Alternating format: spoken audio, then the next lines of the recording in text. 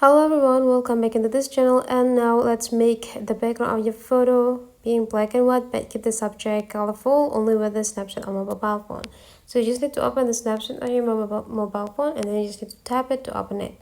The next, you just need to tap into any word to just open or access the photo that you want to edit, and then just go pick the picture that you want to edit here. And the next is just go tap into the tools and then tap into this black and white. Now you just need to pick the black and white style that you want, and then you can also adjusting everything's here. Right after you're done, you just need to go click this checklist button. For the next, you just need to tap into this icon, and then you just need to go click this view edit, and then just go click this black and white and tap into the brush, and then you just need to brush the area that you want to keep in colorful.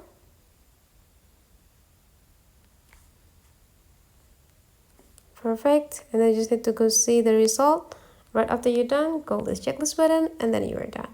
So that's for today's tutorial. Hopefully you enjoy this, and let's meet again into other tutorial.